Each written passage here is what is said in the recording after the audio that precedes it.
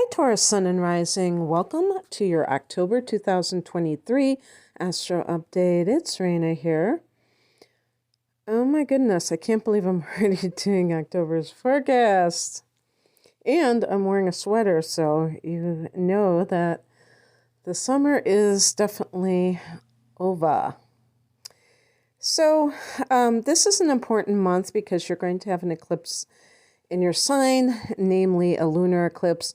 And this is going to be the finale for the eclipse cycle that you have been affected by for the past 2 years. Now, I have Taurus rising, and I have to confess that in the last 2 years, or since this happened, because the eclipse cycles are 18 months for each pair of eclipses, where you see, this kind of thing happen. And then you also have the north and south nodes, which are connected to this as well, going into these signs. And I have to, I was kind of reflecting on it, and I was saying, did anything really important happen? And there were things that happened that were meaningful to me and that I look at as important, I guess, but it doesn't seem to me like it was the biggest year of changes or a couple of years of changes. So, and I have a late degree Taurus rising. Some of you, I would say the first half of the sign, or maybe like the early and mid Taurus people may have had more of the changes because Uranus, I don't know exactly what degree Uranus is, 20 something, but it was, in those earlier degrees, 4 years, and that, accompanying the eclipse cycle. So it makes sense to me that in addition to that, because that could be like sudden changes and unexpected events, that that might have particularly affected you guys. Maybe that I'm trying to say why I personally might not have experienced it as much. But in any case, that doesn't mean that astrology is bogus. It just means that with all these transits, take it with a grain of salt, and also leave open the possibility that this will be affecting you in a way that is not necessarily mentioned here. So we come into October with the sun in Libra, and Libra for you is the 6th house of work and service to which is service to others, and health can be the 6th house. Pets, your daily routine, so how you order your day.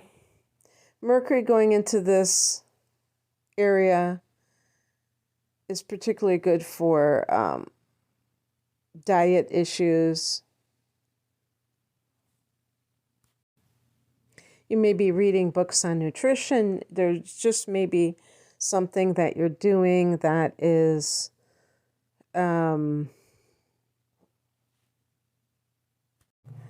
health oriented, so you may be more interested in it at this time and willing to read up on it. And this is also the house of work or service to others.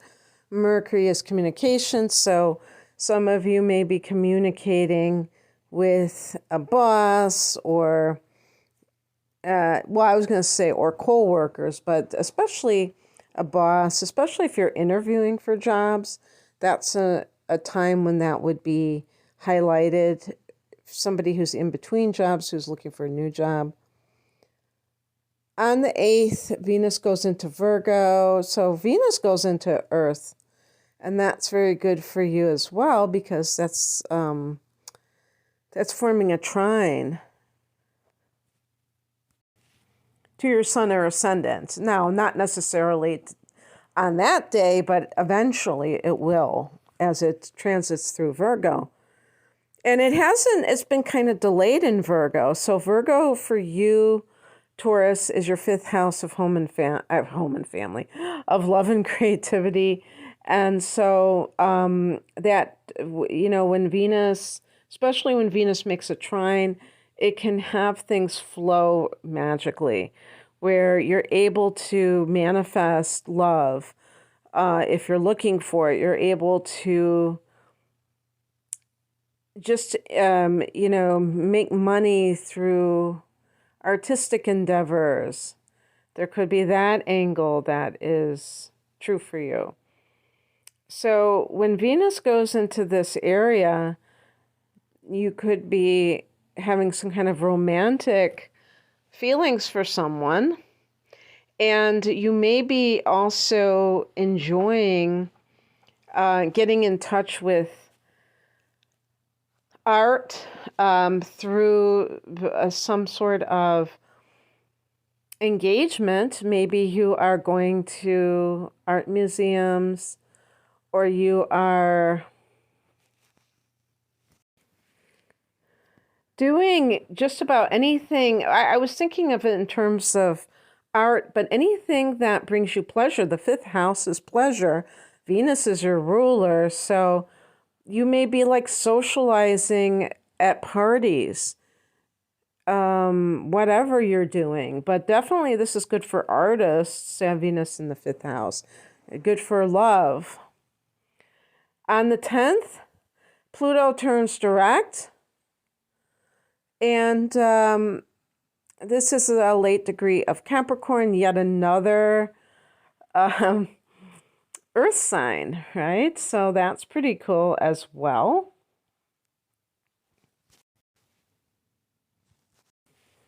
Pluto was in your ninth house for many years. And, well, I mean, depending on how big your ninth house is, but still, it was there for multiple years. And the ninth house is the God house, the house of higher education, and the house of, the higher mind. It's a house of long distance travel. So it's possible that you have spent this time since Pluto has been retrograding, which I can't remember, I think it was in May, and that you are ready for new energy to come in, because this may be a time when Pluto has been retrograde where you've been thinking about your life philosophy on your own terms. Because a lot of times when we're trying to figure out why we're here, what is the purpose, what is the meaning of life, we're looking to outer sources. I remember reading so much other spiritual teachers, other philosophies. And they were like spiritual in nature, not like just the dry philosophy. I remember when I was 18 and I was going to community college, and I was so excited to take a course on philosophy because I had just discovered God, so to speak, or I was in that process. And I remember how disappointed I was by the class because it really didn't talk about things from a spiritual perspective. And it really was not, I was like, this isn't spiritual, because there was an intellectual quality to it. And a lot of these, more secular philosophers, the kind of reasons that they believe that we're here can be quite different than if you're hearing a spiritual teacher talk about it. But it's not, I think it's not uncommon when you're first starting out to really read a lot of spiritual teachers, spiritual books, to try to gain understanding of things and then eventually walk your own path. now that Pluto is direct, expect, well, I mean, you don't have to expect it, but don't be surprised if you have issues, power issues, maybe lingering ones from the past, reminding you that sometimes there just are these other people in the world who are trying to wrestle control away. So this could be from the academic world. You might have power struggles with people who are trying, you're trying to get your transcripts from a university. You're trying to get some kind of, maybe you're trying to get like a job in a university and it's very insular and you just find it very hard. Internship in the form of student teaching might be a very good idea if you don't mind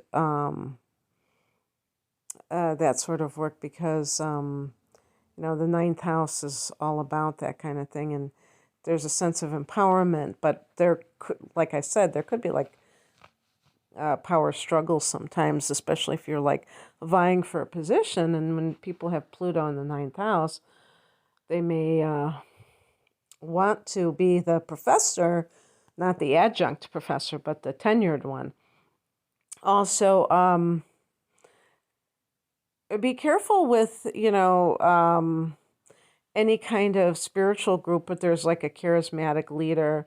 Yeah, you could say it's like a cult, but not, that's more like Neptune in the ninth house, but more like someone who is who kind of acts like he has all the answers and that you're going to be taken care of and you're not going to have to worry about anything and the world is bad and all of that.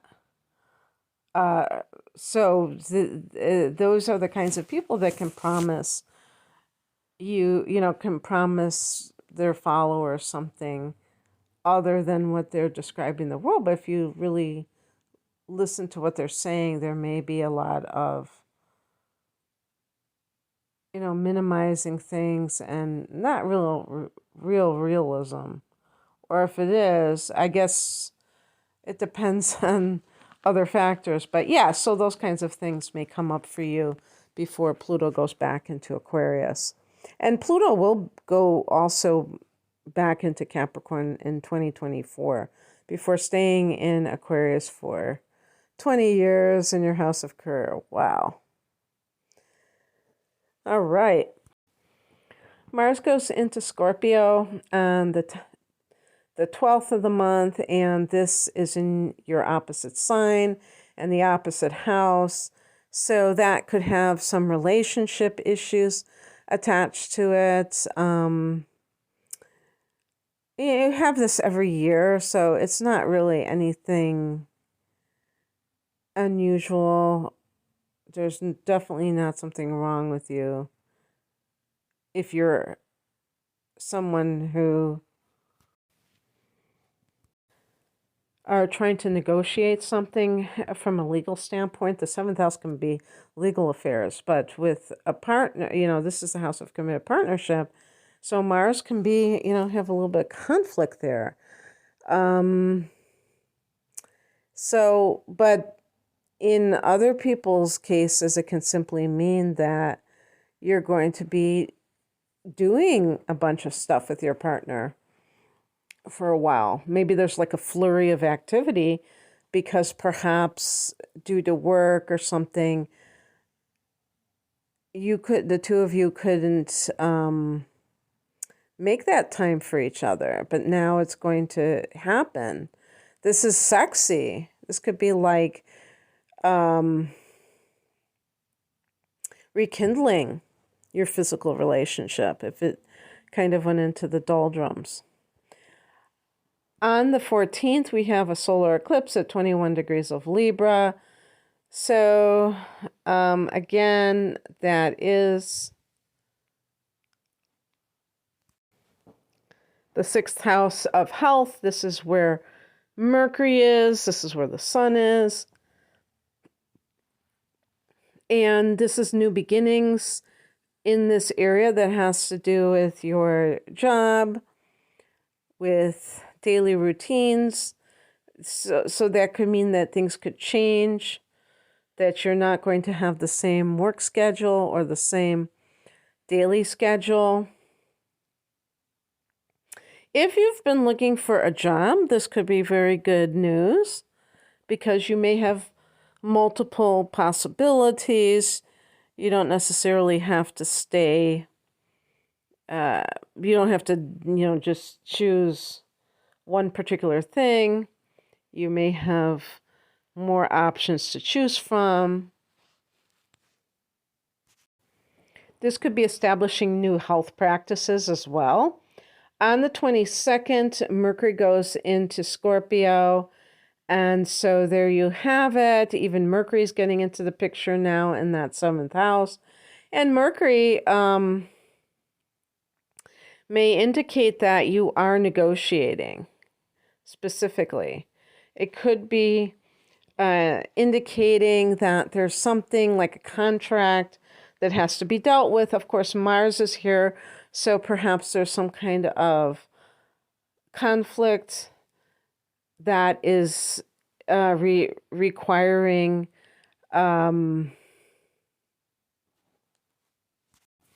you did have a lunar eclipse in Scorpio back in May, and so that may have been indicating something for you along those lines with relationship already, Taurus.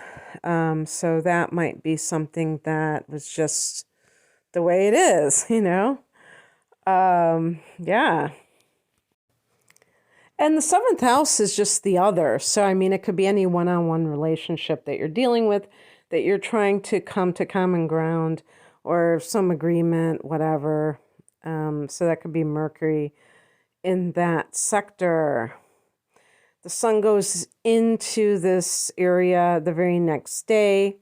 So that is also indicating. So this is Libra's domain. So you may feel more balanced and gracious and all of those good things. Having Venus in the 5th and the sun in the 7th, because the 7th house being Libra's domain, Libra is ruled by Venus too.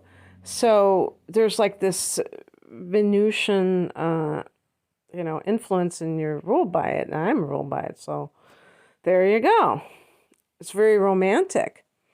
Or other-oriented, partnership-oriented. And then on the 28th, we have a lunar eclipse at 5 degrees of Taurus. Actually, because, not to make this all about me, but it is important to note, because this is an early degree of Taurus, that a fair number of you may have it actually in your 12th house, like I do. And for those people, this can be the burning away of karma. The 12th house can be these like invisible burdens that we carry in the form of patterns, phobias, all these kinds of, things that the unconscious mind produces that are connected to past lives and yada, yada. And the lunar eclipse can, poof, they're gone. That would be really great. Because it's like a release, to me, it's like a purging effect. And this is such a difficult area because part of it is because a person doesn't necessarily know about what is going on, that it makes it hard to stop something. And even, the 12th house can be addiction. So this can be letting, some people may just quit an addiction that they had for many years in one fell swoop, or maybe they tried, 10 times to quit something and they were able to do it. So this can be very valuable of getting rid of bad habits, self-defeating patterns. So that's great. And who knows, you may have a very like a spiritual experience, a psychic insight, some psychic insight. This is the dream state, so that can certainly also affect matters where you have a prophetic dream. But that would be times 3 because this is a lunar eclipse and not just a full moon in this 12th house. If you have it in the first house, if you are, but between 0 to 5 degrees, sun or rising of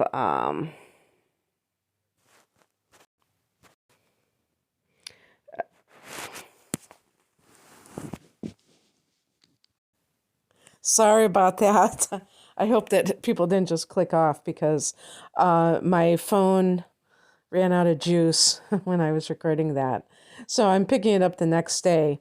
If you're between 0 and 5 degrees of Taurus, this is going to be in your first house. And that is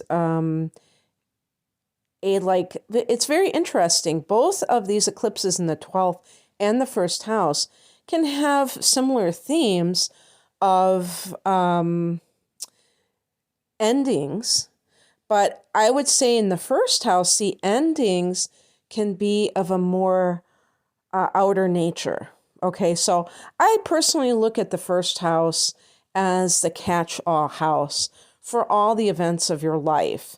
So for instance, you have both Uranus and Jupiter in that first house, and you may find that you are experiencing more alignment, or if you want to call it luck, that you're feeling more positive. That could be the Jupiter effect as well. With Uranus, that maybe you're more bold to be independent and not care about other people's opinions of you or conforming to anything. That Uranian energy is nonconformist. Well, this lunar eclipse in the first house can also be a letting go of something in your life. I would even say for some people, this may be helpful for your body if you are trying to lose weight. This may be a time when it's easier to do those kinds of things. And the eclipse state in particular is not so important. It's just telling us when it officially is happening. But even before that, you may see signs that things are changing in your life, maybe leaving, maybe coming to some kind of fruition or ahead, maybe sometimes there is a crisis point, but I will say that the moon is exalted in Taurus. So, Taurus is an earth sign. So even though this is a lunar eclipse and we see intensity with full moons in general, I think that this should be one of the more mellow ones and maybe one of the more fruitful ones because of the Taurus connection to the second house of earned income in astrology. So that could actually be pretty cool when you think about it. So anyway, that's what I have for you, Taurus. I hope that this resonated. Oh, one more thing about that eclipse in the first is that it can make you known to other people.